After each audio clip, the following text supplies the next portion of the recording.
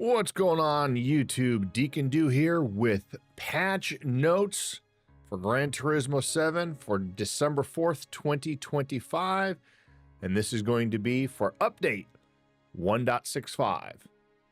All right, let's go ahead and move the cursor out of the way here. All right, main features. Main feature number 1, the opening movie, which you should be seeing playing down below. The opening cinematic that plays when the game starts has been updated. After installing the update, the play opening movie setting will automatically switch to on the next time you launch the game. All right, cool. I think the new movie has the new tracks and the new cars in it, so that's kind of cool. Main feature number 2, cars. The following 8 cars have been added. The Ferrari 296 GT3 from 2023 is available in Brand Central. The Ferrari 296 GTB from 2022 is also available in Brand Central. The Fiat Panda 30 CL from 1985 is available at the used car dealership. That car is also going to be used for the first seasonal menu. The Gran Turismo F3500B is available in Brand Central. Mine's BNR 34 GTR N1 is available in Brand Central. The Mitsubishi FTO GP version R97 is available in the used car dealership. I believe that car is also in the seasonal menu. I do have a short up that it kind of goes through what the different seasonal or what the requirements are for the first seasonal menu, but I'm pretty sure that this car is in there. And then let's see, the Polestar 5 Performance from 2026 is available in Brand Central. And the Renault eSpace F1 from 1995 is available at the Legends car dealership, and that, I believe, was 1 million credits. No, maybe it was 2. It's in the Legends car dealership, you can see, but that is part of that is the third requirement for the seasonal menu. So the first seasonal menu, you're going to have all 3 cars are going to be in this list here of the new cars. The Fiat Panda 30 CL, the Mitsubishi FTO GP version R. Both of those are in the used car dealership, and there is not limited stock. So you don't need to worry about if you're watching this at work and missing out on it. And then the third car for that seasonal menu is going to be the Renault eSpace F1 from 1995. All right, let's continue on. They've added Dunlop to the available tires. All right, we've added 2 new tracks, Yas Marina Circuit and Circuit Giles Villanueva. I think that's how you pronounce it. If it's not, you can correct me in the comments below. Let's see, that's my bastardization, my English bastardization of French, right? Let's see. The following new layout has been added for time trial only. The Nürburgring Endurance 2. Circuit experience has been added for the following tracks. So we have Yas Marina, Circuit Giles, and Eiger.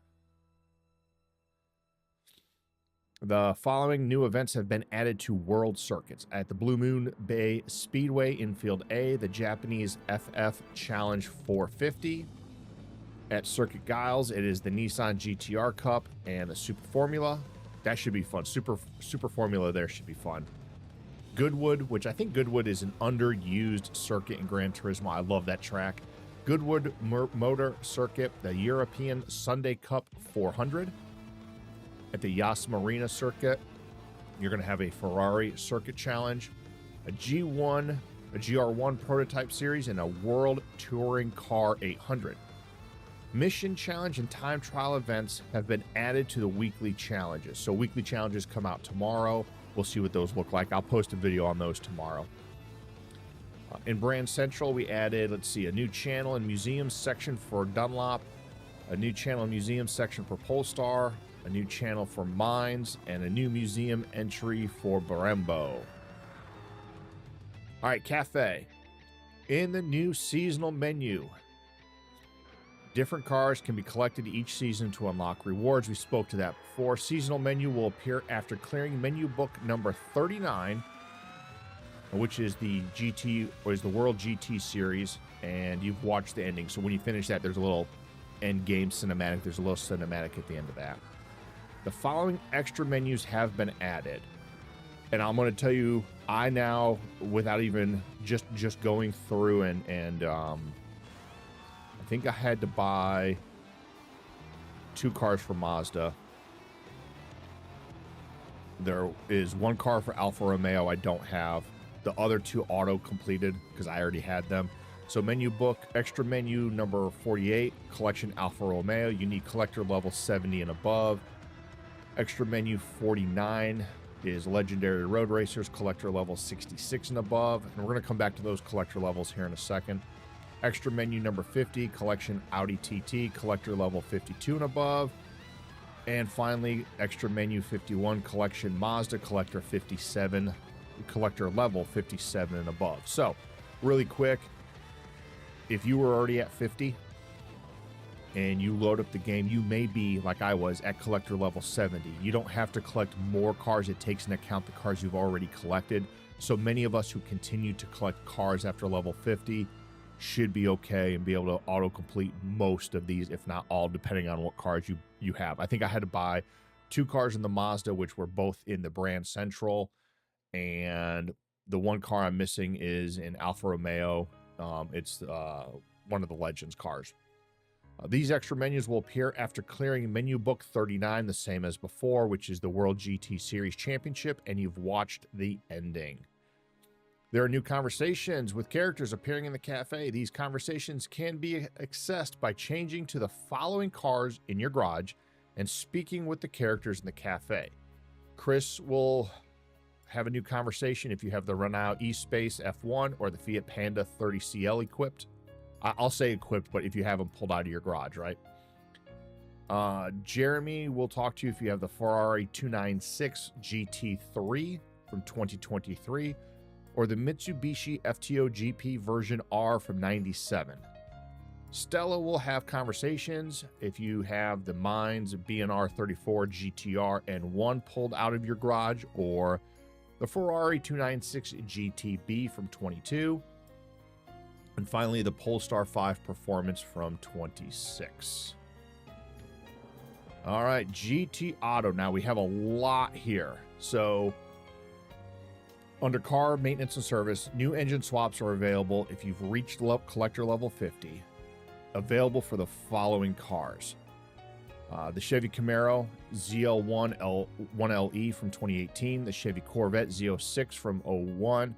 The Chevy Corvette ZR1 from 2019, the Chevy Corvette C8 Stingray from 2020, the Tommaso Pantera from 71, Ford Shelby GT350R from 2016, both the F3500s, it's not a Ford, F3500s A and B, the Honda N1 RS, the Lamborghini Urus from 2018, the Mazda Spirit Racing Roadster 12R from 25, the Mitsubishi FTO GP version R from 97, the Nissan Skyline GTR GP tuned, only available as rewards in the Power Pack. Okay, we'll have to look at that in another video.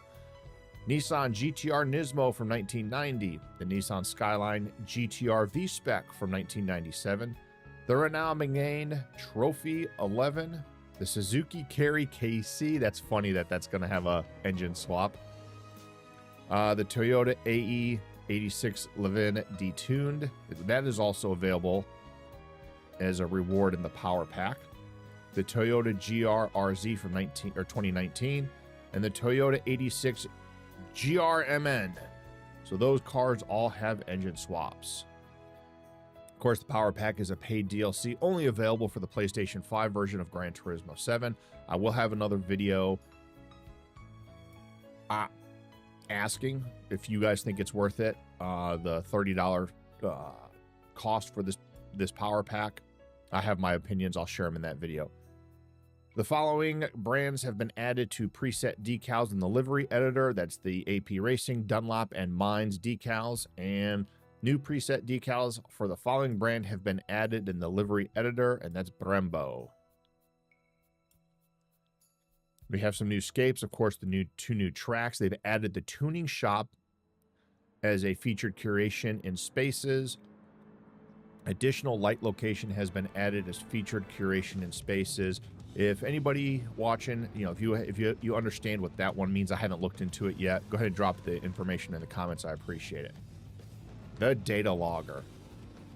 The new data logger lets players review and analyze driving data from their replays in modes such as time trial and drift trial. You can load data immediately after completing a run, pull it from your saved replays, or download replays from the top online rankings. This feature is available in the following modes: time trial, online time trial, drift trial, license center, and circuit experience.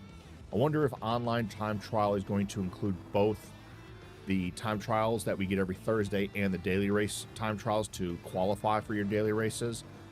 I'm not sure. We'll have another video just on the data logger in a couple of days. The power pack is now available.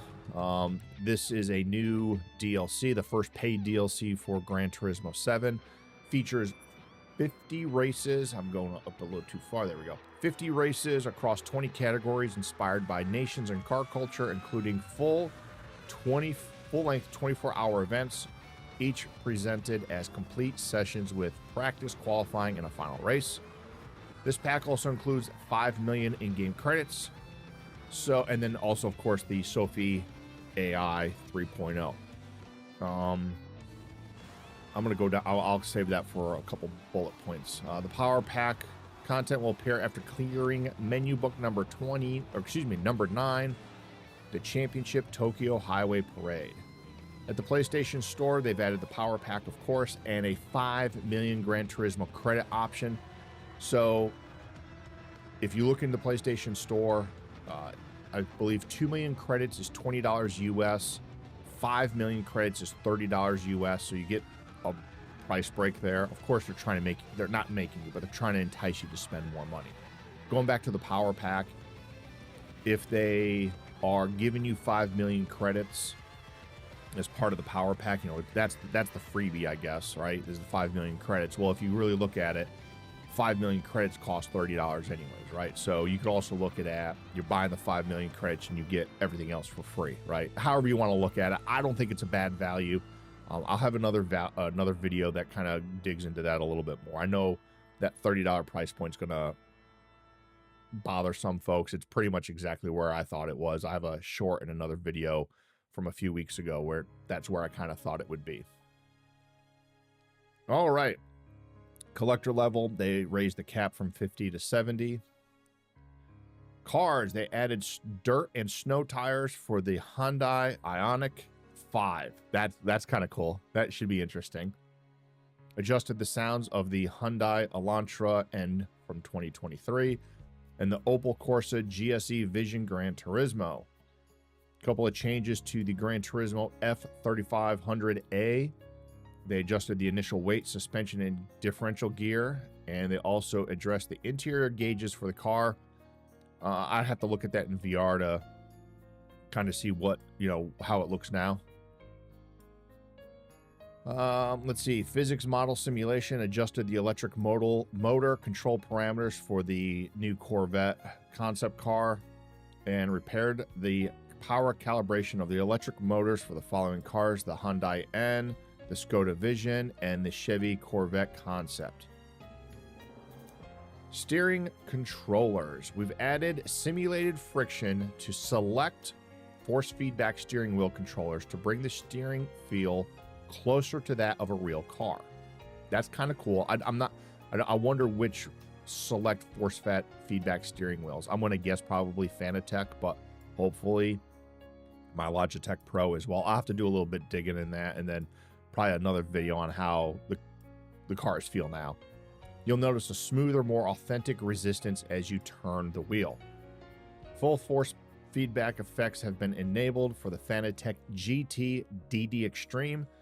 If you encounter any issues with this feature, please try the following options. So they want you to go disable full force feedback and then go update your firmware. Okay. They also disabled the rotary encoders of the Fanatec GT DD Extreme wheel due to inputs registered unintentionally. Those of you with Fanatec wheels, you can drop comments in the comments below to kind of explain what those unintentional inputs were. All right, I like these changes right here for multiplayer. They added a room ID, and they've added a feature where you can enter a room ID when you go into the lobby to go look for multiplayer rooms. They've also added a private option for room privacy, and those private rooms can only be accessed by entering the room ID. So before, you used to have public and friends only. Friends only, though, if I had one of my friends in and then some of their friends could join, sometimes it could be kind of a hassle to try to get a league race started when you have people who are not registered for the race join because they're friends with somebody else that is registered for your race. So I do like the room ID option. We've changed the default search region on your room selection screen to same region. For most people, I don't think that's going to be a big difference one way or another. It maybe one extra button click to change it to all regions. I don't know. We've added the following options to race settings: minimum number of pit stops. That's cool. So you can set the number of minimum pit stops in a lobby race, and a required tire type change, which is cool. I know some leagues are like, you have to run hards and mediums, or mediums and softs. So you're required to make a tire type change. So I like that. We've added disable to the slipstream strength settings. 6 of one, half dozen of the other. I'm not really worried about it either way. We've added the following filters to the regulation settings: upper and lower limits for years, drivetrain, and aspiration. And pressing the triangle button on the room screen now displays the specs of all cars entered. Okay. And then finally, they repaired some various text localization issues, and various other issues have been addressed. All right, so let me know what you guys think of the patch notes. Until next time, y'all take care of yourselves and each other. Have a great rest of your day. Bye.